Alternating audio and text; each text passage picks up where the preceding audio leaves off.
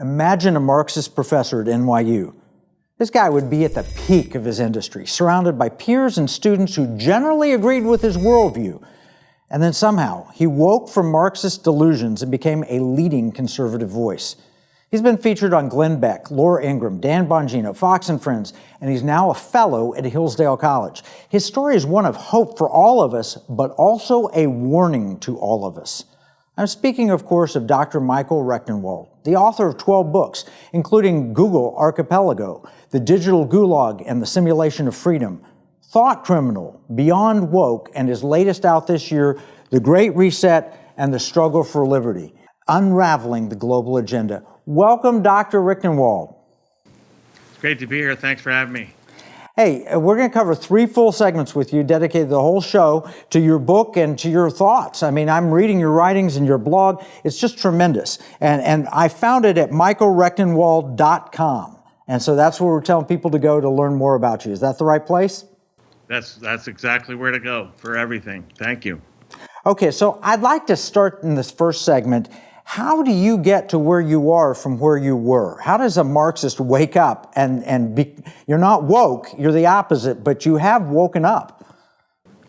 Yes, so I think that really it only comes by virtue of trauma, and I was basically traumatized by the left. When I came out and at NYU and critiqued social justice, wokeness, if you will, in the fall of 2016, and the whole left turned on me with a vengeance.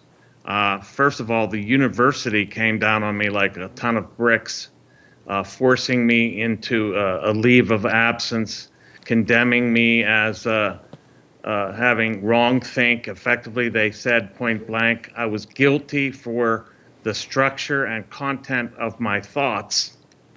And they effectively pushed me into an untenable position at NYU. They transferred my office to the Russian department, all this going while the Russian collusion hoax was underway. It's very ironic, poetic irony, really. And so I really came to see just how totalitarian this whole leftist regime was.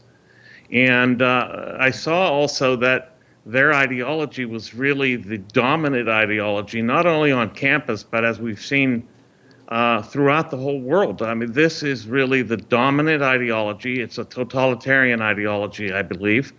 Wokeness is a menace. And so I couldn't help but break with the left entirely. I broke with the left entirely, and then I came to rethink all of my commitments.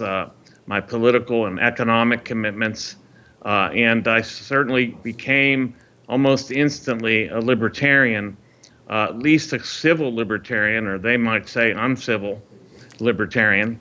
And I then started to do more economic research, and I completely disavowed Marxism and embraced instead the free market economics as the only path to liberty and the only way for achieving a wealthy society. That was quite news to me, but it struck me as inescapably true. So that's really how I got to where I've got from where I was. It wasn't easy. It was quite traumatic, but I survived and I'm thriving. And thank God I've actually I've undertaken more important missions than I was ever doing at academia. That's for sure.